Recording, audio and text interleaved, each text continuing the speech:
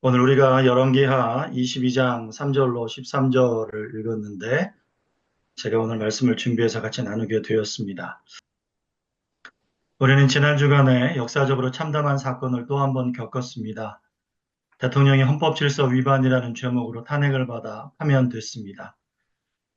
이 사건으로 며칠 동안 온 나라가 들끓었죠. 탄핵에 찬성한 사람들 가운데 어떤 사람들은 마치 전쟁에서 이기기라도 한 듯이 술집으로 몰려가 승리를 자축했고요. 반면에 탄핵에 반대한 사람들은 나라를 잃은 것처럼 슬퍼함과 동시에 거세게 반발했습니다. 그리고 앞으로도 당분간은 엄청난 반발을 하게 될 것입니다. 정치적으로 보수인 사람들도 있고 진보인 사람들도 있겠지만 우리는 정치적 보수와 진보를 떠나서 국민의 한 사람으로서 그리고 그리스도인으로서 이 사건 앞에서 승리나 패배의 감정보다는 참담함과 슬픔을 먼저 느껴야 합니다. 아무리 생각해도 참담합니다. 자칭 기독교인이 20%나 되는 나라에서 첨예한 사상적 대립과 분열 끝에 대통령을 또 잃었습니다. 수많은 정치인, 수많은 경제인이 주말마다 교회들에서 예배를 드리는데 그런 나라가 대통령을 잃었습니다. 말할 수 없이 부끄럽고 참담합니다. 그리고 그보다 더욱 참담한 건 앞으로 소망과 대안이 별로 없어 보인다는 사실입니다. 그래서 우리는 두 가지를 물어봅니다. 첫째는 우리의 슬픔을 누가 달래주고 위로해 줄 수 있을까라는 질문입니다. 위기를 극복하면 기회가 올 거라고 말하는 분들도 계시지만 그런 말들로 우리는 위로받지 못합니다. 둘째는 우리가 그리스도인으로서 무엇을 해야 될까요? 52일 후에 대통령 선거를 잘 하면 대신 되는 것일까요? 그것마저 소망이 되지는 않는 것 같습니다. 그걸 잘한다고 뭐가 달라질까라는 생각이 들기 때문입니다. 이 참혹한 사건을 겪으면서 어떤 감정을 표출하기에 앞서서 이 두 가지 질문에 대한 해답을 찾는 것이 우선이어야 할 것입니다. 우리나라, 우리 조국의 미래를 위해 기도하면서 그리고 이번 일을 계기로 우리 교회를 생각하면서 교회와 그리스도인들이 가져야 할 자기 성찰의 긴급함과 중요성을 먼저 깨닫고 하나님께 간절하게 구할 기도 제목을 발견하는 것이 우선입니다. 그런 의미에서 오늘 본문 앞에 우리가 먼저 우리를 세우고 하나님께서 주시는 엄중한 경고를 들으면서 마음을 찢으며 기도했으면 좋겠습니다. 본문은 남유다 왕국의 16번째 왕인 요시아가 대대적인 개혁을 일으키는 한 대목을 기록합니다. 요시아는 18살의 왕위에 올랐을 때만 해도 누군가에 의해 섭정을 해야 됐겠지만 역대하 34장 3절로 7절에 따르면 즉위한 지 8년째 되는 해에 비로소 다윗의 하나님을 전심으로 찾았고 또 즉위한 지 12년이 되는 해에는 산당들과 아사라 목상들과 아로새긴 우상들과 부어 만든 우상들을 제거하고 제사장들의 뼈를 제단 위에서 불살라서 유다와 예루살렘을 정결하게 했습니다. 그리고 므낫세와 에브라임과 시므온과 납달리까지 황폐한 성읍들에까지 가서 제단들을 헐고 아세라 묵상을 찍고 모든 태양상을 찍었습니다. 그리고 그로부터 10년이 지난 즉위 18년째에 요시아는 예루살렘 성전 보수 작업에 들어갔습니다. 이스라엘에게 성전은 하나님께서 임하셔서 그들에게 은혜를 베푸시고 그들을 통치하시는 곳이었으니 그들의 신앙과 삶의 중심이었습니다. 그러니까 성전을 보수했다는 건 곧 하나님을 그의 통치의 중심에 모시려는 강력한 의지의 표현이었습니다. 요시아는 그의 할아버지 므낫세 왕 때 철저하게 유린당하고 황폐해졌던 성전을 보수함으로써 다시 하나님 중심 신앙으로 돌아가고자 했습니다. 그런데 성전을 보수하던 중에 전혀 기대하지 않았던 일이 일어났습니다. 대제사장 힐기야가 성전에서 여호와 율법책을 발견한 것입니다. 그는 율법책을 서기관 사반에게 주었고 사반은 요시야 왕 앞에서 여호와 율법책을 읽었습니다. 사반이 율법책을 읽는 것을 듣던 요시야는 크게 놀라고 슬퍼해서 자기 옷을 찢었습니다. 요시야는 태어나서 그때까지 단 한 번도 율법책을 읽어본 적도 없고 낭독하는 소리를 들어본 적이 없었습니다. 따라서 율법책을 듣는 순간 엄청난 충격이었고 통렬하게 회개할 수밖에 없었습니다. 그리고 비로소 길을 찾았습니다. 자기가 무엇을 해야 하는지 찾은 겁니다. 열왕기하 23장 1절부터 3절에서 요시야는 유다와 예루살렘의 모든 장로를 모으고 제사장들과 선지자들과 유다와 예루살렘 주민을 모두 모은 자리에서 율법책을 읽습니다. 열왕기하 23장 3절이 이렇게 기록합니다. 왕이 단 위에 서서 여호와 앞에서 언약을 세우되 마음을 다하고 뜻을 다하여 여호와께 순종하고 그의 계명과 법도와 율례를 지켜 이 책에 기록된 이 언약의 말씀을 이루게 하리라 하매 백성이 다 그 언약을 따르기로 하니라. 얼마나 역사적이고 감격적인 순간인지 모릅니다. 잃어버렸던 율법책을 찾아 읽고 백성들과 언약을 갱신하는 요시야를 하나님께서 기뻐하셨을 겁니다. 틀림없이 백성들은 환호성을 질렀을 거고 소망이 가득 차서 찬양을 불렀을 겁니다. 그런데 우리는 여기에서 몇 가지 의문을 가지고 질문해야 합니다. 첫째로 요시야가 성전에서 다시 찾은 율법책은 본래 이스라엘에게 어떤 의미였습니까?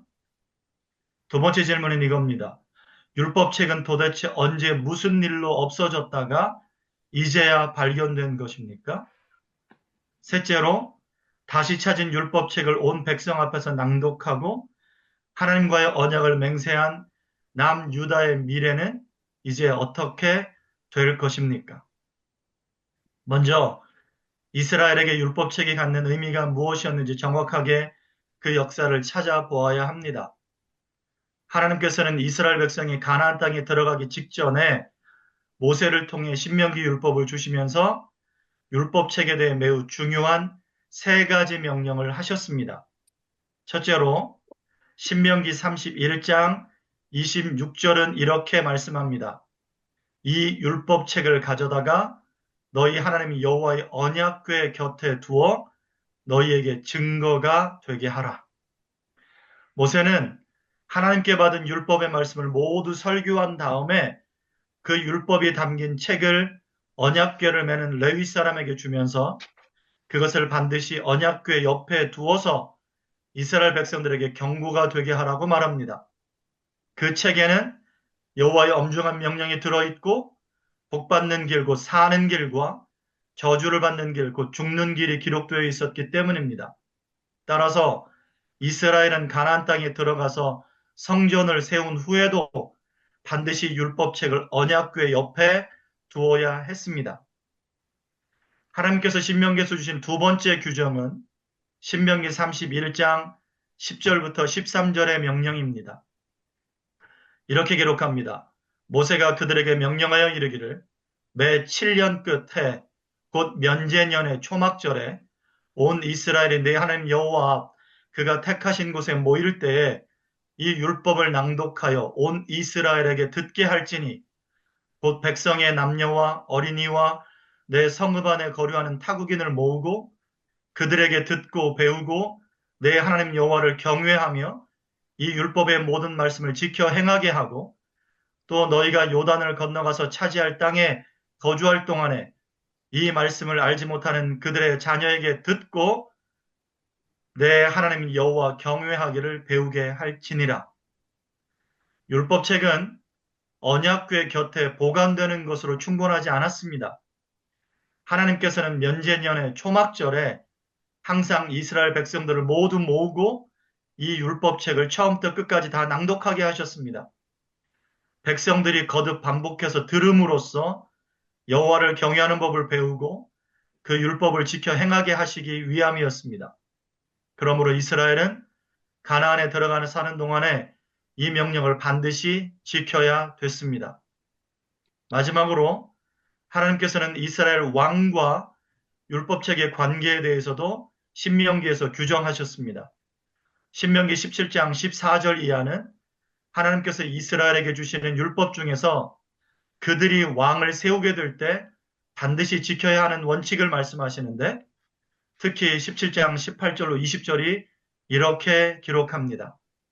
그가 곧 왕이 왕위에 오르거든 이 율법서의 등사본을 레위 사람 제사장 앞에서 책에 기록하여 평생에 자기 옆에 두고 읽어 그의 하나님 여호와 경외하기를 배우며 이 율법의 모든 말과 이 규례를 지켜 행할 것이라. 그리하면 그의 마음이 그의 형제 위에 교만하지 아니하고 이 명령에서 떠나 좌로나 우로나 치우치지 아니하리니 이스라엘 중에서 그와 그의 자손이 왕위에 있는 날이 장구하리라. 하나님의 명령은 준엄했습니다.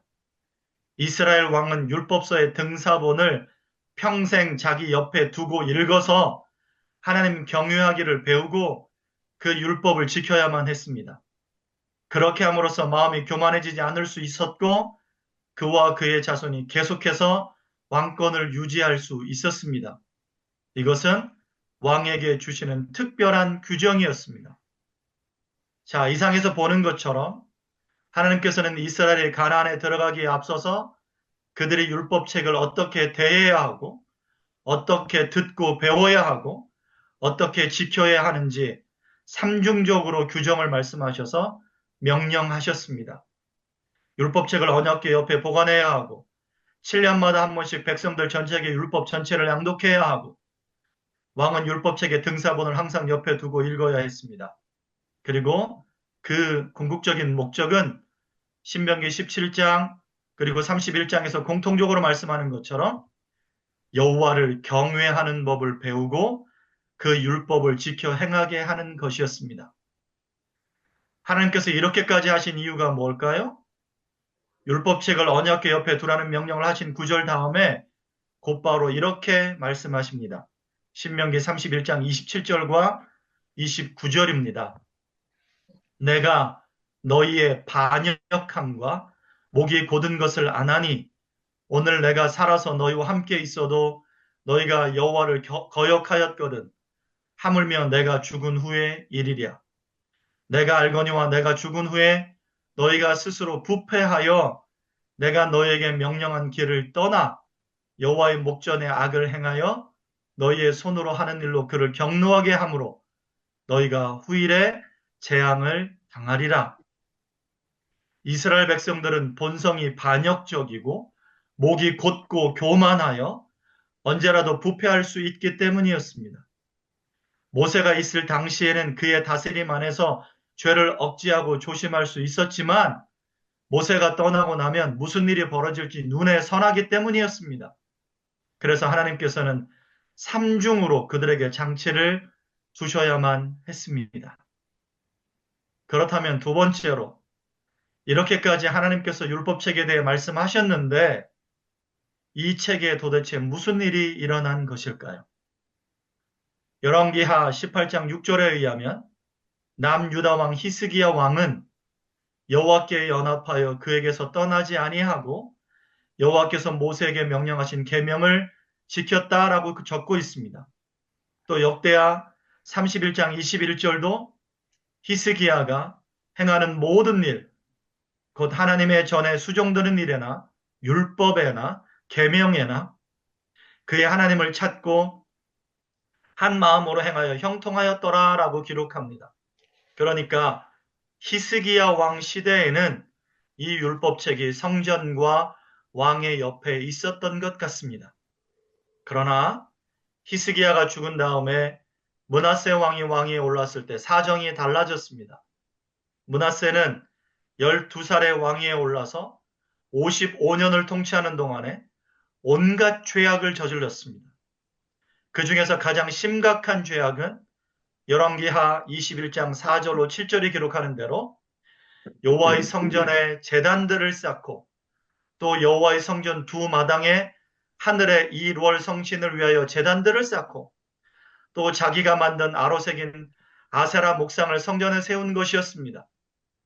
성전에 각종 이방신을 위한 제단과 목상을 세웠다는 말씀은 그가 성전을 얼마나 황폐하게 했는지 보여주는 것이고 그건 곧 언약궤 옆과 왕의 옆에 있어야 할 율법책을 내팽개쳤다는 의미가 됩니다.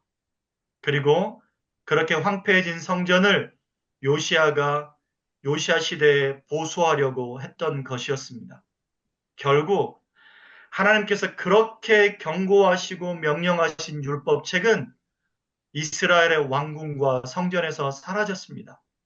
그리고 매우 오랜 세월이 흘렀습니다. 므낫세의 통치 기간이 55년이었고 그의 아들 아몬이 2년을 다스렸고 요시야 제 18년이 돼서야 비로소 율법책을 찾았으니까 이스라엘은 자그마치 75년 또는 적어도 70년 이상의 세월 동안 율법책을 잃어버렸습니다. 그 사이에 어떤 범죄들이 유다 왕국 안에 벌어졌는지 한번 보십시오. 므낫세의 범죄는 극악한 정도에 이르렀고 그의 아들 아몬도 아버지가 행한 대로 우상을 섬겨서 그것들에게 경배하고 여호와를 버리고 그 길로 여호와의 길로 행하지 않았습니다. 그러다가 신복들에게 암살당하고 말았습니다.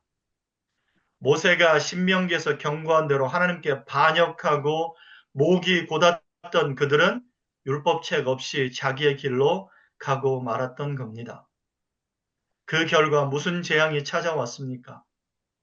하나님께서는 열왕기하 21장 13절로 14절에서 므낫세 통치 시절에 유다와 예루살렘의 멸망을 선언하셨습니다.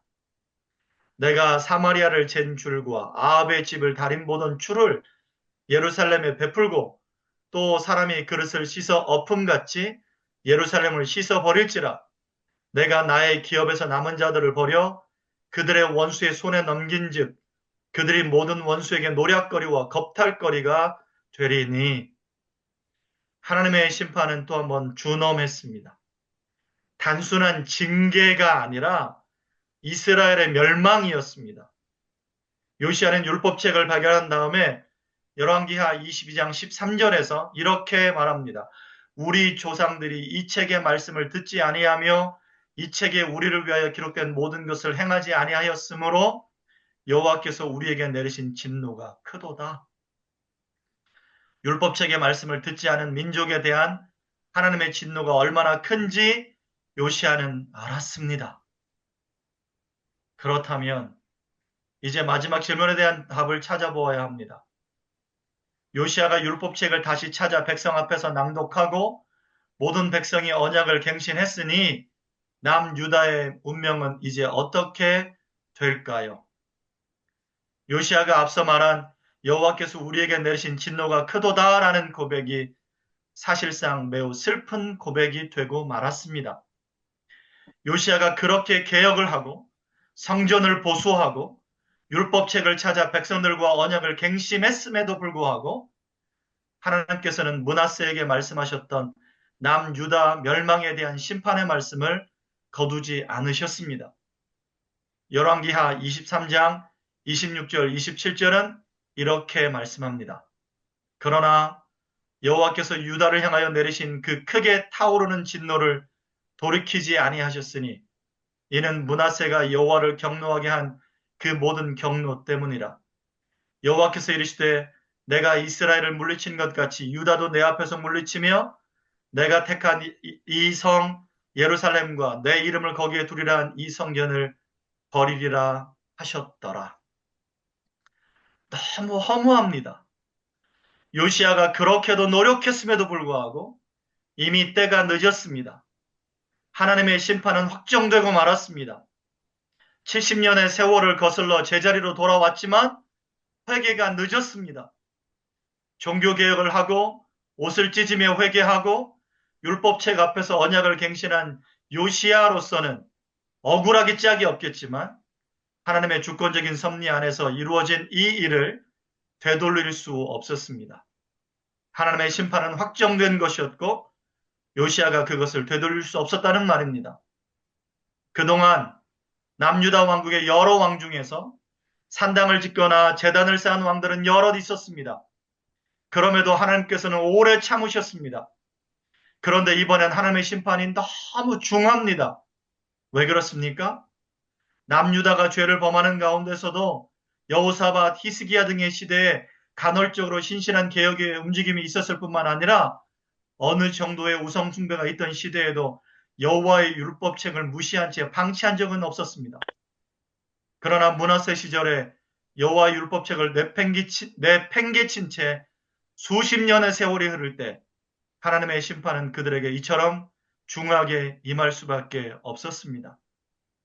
하나님께서는 마치 요시아에게 그 심판을 확증이라도 하시듯이 그를 무깃도 전투에서 데려가셨습니다.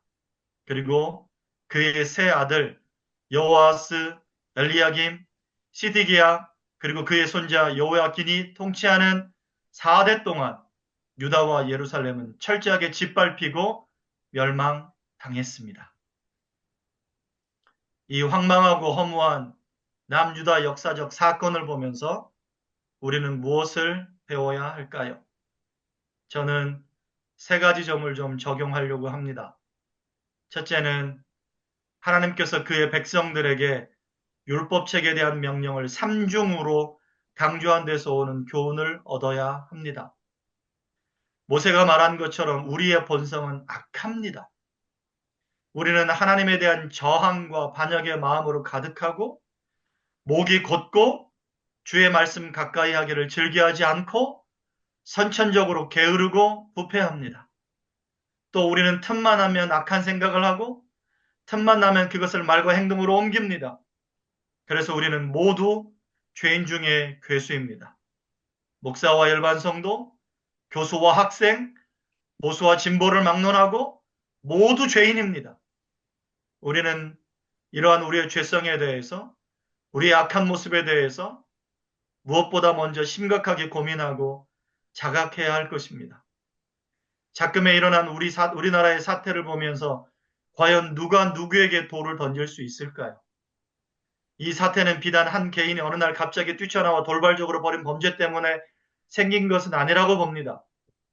한국 근현대사에서 이미 수도 없이 반복되었고 치료 불가능할 만큼 커졌고 또 최근에는 더 악해진 사회적인 변화 과정에서 일어난 일이 아닐까요? 그러므로 사회가 계속 이 방향으로 가는 한 다시 반복될 사건일 수 있습니다. 그러나 저는 그렇게 비판적인 이야기를 하자는 것이 아닙니다. 지난 몇 개월 동안 법리적으로나 정치적으로 얼마든지 따져보고 비판할 일들이 있었던 것이 사실이지만 우리는 언제까지나 그러한 비판과 분쟁과 저항만으로 마냥 시간을 보낼 수는 없을 것 같습니다.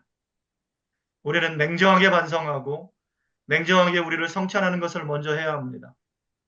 우리가 욕하는 그 사람들만큼이나 우리 속에도 악한 것들이 꿈틀거리고 있음을 보아야 하고 정직하고 겸비하게 하나님 앞에 무릎 꿇어야 합니다. 2017년에 이어 두 번째 이런 사태를 맞았는데 또 세 번째 사태를 맞을 수는 없습니다. 우리의 죄성은 국가와 교회와 가정을 계속해서 위기로 몰아갈 것입니다. 우리에게는 선한 것이 없어서 그 위기가 찾아올 것이 불을 보듯 뻔합니다. 그래서 우리에게는 하나님의 말씀이 필요합니다. 하나님께서 모세를 통해 거듭 강조하시고 명령하신 여호와 율법책이 우리에게 이미 있습니다. 우리 손에 들려진 성경이 그 율법책이고 그것이 우리의 죄성을 억제합니다. 디모데후서 3장 16절과 17절이 말씀하죠. 모든 성경이 교훈과 책망과 바르게 함과 의로 교육하게 유익하니 이는 하나님의 사람으로 온전하게 하며 모든 선한 일을 행할 능력을 갖추게 한다고요. 또 시편 119편 101절로 104절은 이렇게 말씀합니다. 내가 주의 말씀을 지키려고 발을 금하여 모든 악한 길로 가지 아니하였사오며 주께서 나를 가르치셨으므로 내가 주의 규례들에서 떠나지 아니하였나이다. 주의 말씀의 맛이 내게 어찌 그리 단지요? 내 입에 꿀보다 더 다니이다. 주의 법도들로 말미암아 내가 명철하게 되었으므로 모든 거짓 행위를 미워하나이다.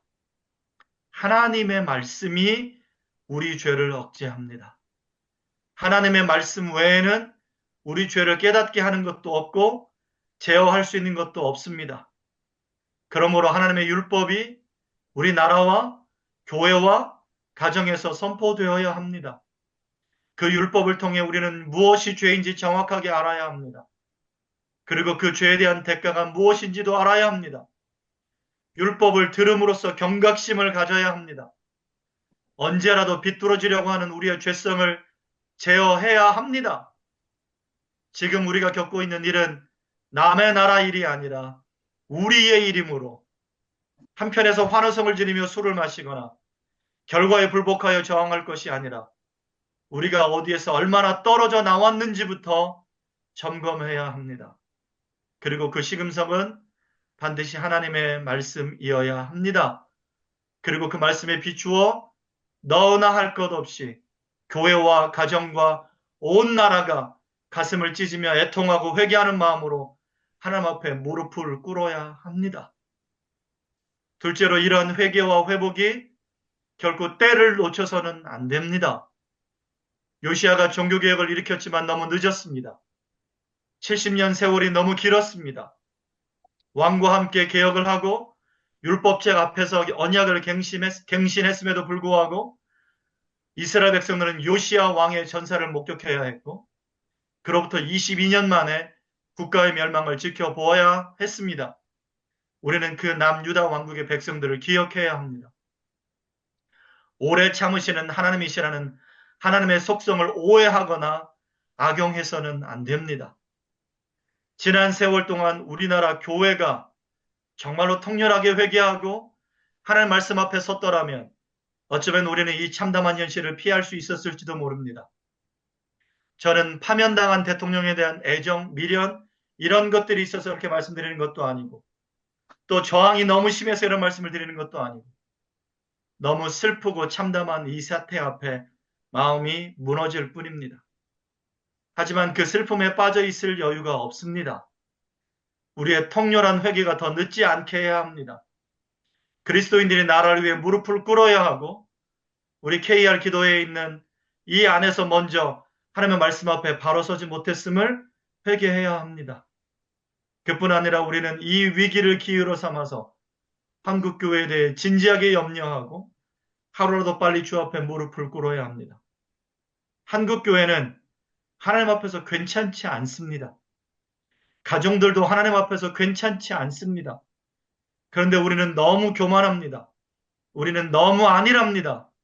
우리의 비판의 화살은 너무 다른 대상을 향합니다. 우리가 먼저 무릎 꿇고 하나님 앞에 회개하는 기도가 늦지 않게 해야 합니다. 마지막으로 본문이 우리 한국 교회에게 주는 메시지가 더더욱이 남다릅니다. 우리나라 교회는 선교사들이 내한할 때부터 말씀 위에 세웠습니다.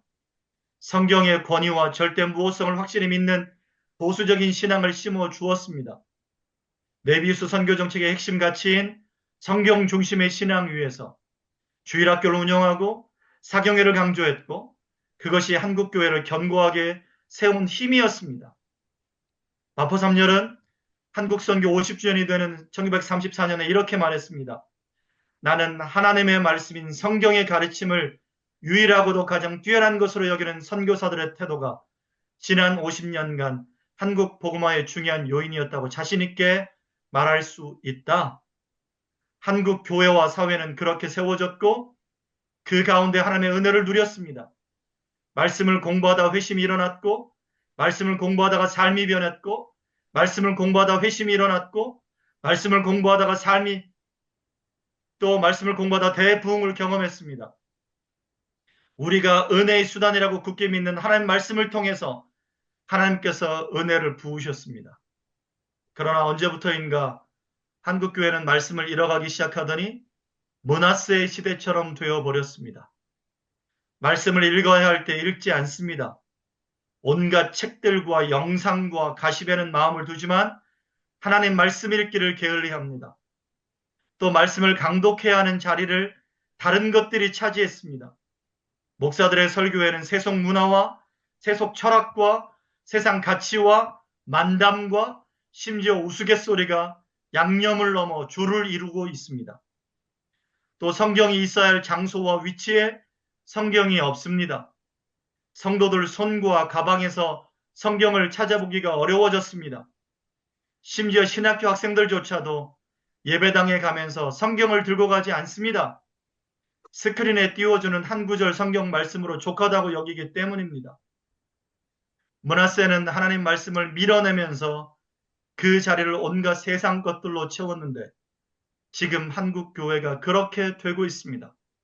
그리고 더 큰 문제는 이런 풍조가 점점 더 짙어지고 길어진다는 사실입니다. 하나님 말씀을 고루한 것으로 여기고 아주 팬시한 것들로 말씀을 대체하기 시작하면 그 결과는 재앙입니다. 마포 3열 선교사는 일찌감치 이렇게 경고한 적이 있습니다. 한국의 복음화를 가장 방해하는 것은 복음 자체의 능력에 대한 믿음 부족으로 일반적으로 퍼져 있거나 의식적으로 생긴 것은 아님에도 불구하고 존재하는 복음의 능력 아래로 사람들을 인도하기 위해 무언가를 미끼로 사용해야 한다고 생각하는 것이다. 또 자연인에게 호소하는 2차적인 매개체들이 복음을 귀에 부드럽게 들리게 하는 유인책으로 사용되어야 한다는 믿음이다. 공공연하거나 의도적이지는 않지만 실질적으로 복음을 2차적인 자리로 격하하는 것은 위험하다. 하나님이 우리 영혼을 그분과 화해하도록 인도하시기 위해 어떤 수단을 사용하실 것이라고 믿게 하려고 정작 하나님의 영이 우리에게 주신 바로 그 수단이자 유일한 방법인 복음을 무시하는 것은 위험하다. 복음 메시지가 모든 사람에게 중요하고 필요하며 유일하다는 믿음을 가지고 복음을 단 하나의 주 관심사로 곧 복음을 전하고 사람들이 복음과 만나도록 하는 것을 일생 동안 전심전력할 과제로 만들겠다는 결심이 요구된다. 마포 3년의 경고는 지금 우리 시대를 위한 것입니다. 하나님 말씀 위에 세운 교회가 기초를 잃으면서 심하게 요동하고 있습니다. 그리고 교회가 요동하면서 우리 사회에 바른 가치를 제시해 줄 권위를 잃었습니다. 대부흥의 시대에는 어딜 가나 예수 이름, 예수 교리를 말하던 풍조가 있었다면 지금은 교회가 가십거리가 될 뿐입니다.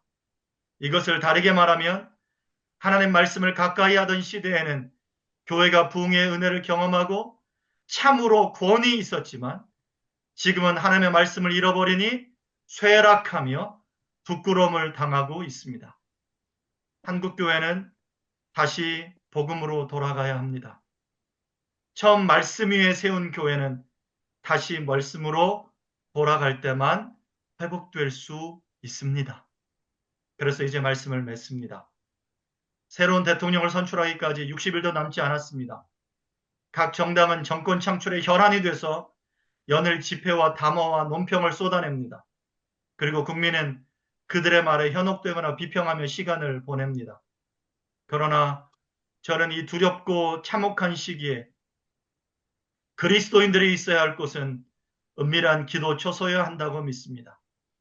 또 함께 모여 기도하는 곳이어야 합니다. 그곳에서 통렬하게 회개하는 것부터 시작해야 합니다. 자기의 죄성을 회개하고 조국의 잘못을 회개하고 그리스도인들이 바르게 살지 못하고 말하지 못하고 행하지 못한 것을 회개해야 합니다. 그리고 시간을 내서 나라를 위해 기도해야 합니다. 믿는 사람들이 모일 때마다 허탄한 대화를 나누어서는 안 되고 주의 말씀으로 서로 권면하고 국가와 교회와 가정을 위해 함께 기도해야 한다고 믿습니다.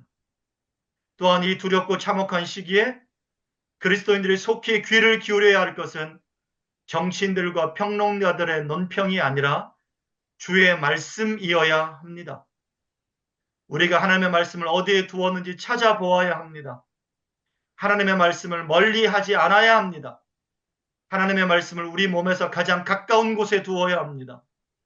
읽고 또 읽으며 듣고 또 들으며 묵상해야 합니다. 그렇게 하여 하나님 경외하는 법을 배워야 합니다. 삶의 도리를 배워야 합니다. 세속 가치를 물리칠 진리를 깨우쳐야 합니다. 분열과 비난과 공격과 배신과 음모가 아니라 예수 그리스도 안에서 통일되는 법을 배워야 합니다. 오직 하나님 말씀 안에 우리 조국과 우리 교회와 우리 가정이 살 길이 있습니다. 하나님의 말씀으로 돌아가지 않는 한 우리나라, 우리 교회, 우리 가정은 재앙을 면하지 못할 것입니다. 그래서 이사야 55장 3절로 7절 말씀을 마지막으로 읽으며 설교를 마무리하려고 합니다. 너희는 귀를 기울이고 내게로 나와 들으라. 그리하면 너희의 영혼이 살리라.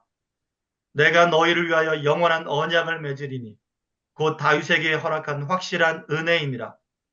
보라, 내가 그를 만민에게 증인으로 세웠고 만민의 인도자와 명령자로 삼았나니, 보라, 네가 알지 못하는 나라를 네가 부를 것이며 너를 알지 못하는 나라가 내게로 달려올 것은 여호와 네 하나님 곧 이스라엘의 거룩하신 이로 말미암음이니라. 이는 그가 너를 영화롭게 하였느니라. 너희는 여호와를 만날 만한 때에 찾으라. 가까이 계실 때에 그를 부르라. 악인은 그의 길을, 불의한 자는 그의 생각을 버리고 여호와께 돌아오라. 그리하면 그가 긍휼히 여기시리라. 우리 하나님께로 돌아오라. 그가 너그럽게 용서하시리라. 하나님 말씀 위에 세웠던 교회 140년이 지났습니다. 이제 우리는 다시 하나님의 말씀 위에 교회를 세우고 그 교회가 나라를 변화시키고 세상의 모든 가치를 물리치며 하나님의 진리로 세상을 다 덮을 수 있는 나라를 소망하며 기도하고 이 진리를 선포하는 우리가 되어야겠고, 그런 후진들을 길러내야 하겠고, 그런 교회들을 세워가야 될 줄로 믿습니다. 기도하겠습니다. 하나님 아버지, 오늘 하나님의 말씀을 통해서 함께 말씀을 나누었습니다. 부족한 종이 감히 주의 말씀을 대언했는데 사랑하는 선배 교수님들과 동역자들과 이 말씀을 붙잡고 기도하려고 합니다. 하나님, 저희에게 성령으로 함께하여 주시고 통회하고 자복하는 영을 허락해 주셔서 우리가 주의 뜻을 분별하며 하나님을 즐거워하고 하나님을 기대하는 이 저녁이 되게 해주시고, 바라기는 이 땅에 다시 복음이 세워지고 하나님의 말씀 위에 세워지는 교회가 부흥하는 역사가 일어나게 해 주옵소서. 저희들을 그 미랄로 사용해 주시기를 원하고, 우리가 가르쳐야 될 후진들이 그 말씀 위에 교회를 세워가는 교회 리더들이 되게 하여 주옵소서. 이 밤에도 하나님의 은혜를 부어주시기를 소망하옵고 예수님 거룩하신 이름으로 기도합니다. 아멘. 아멘.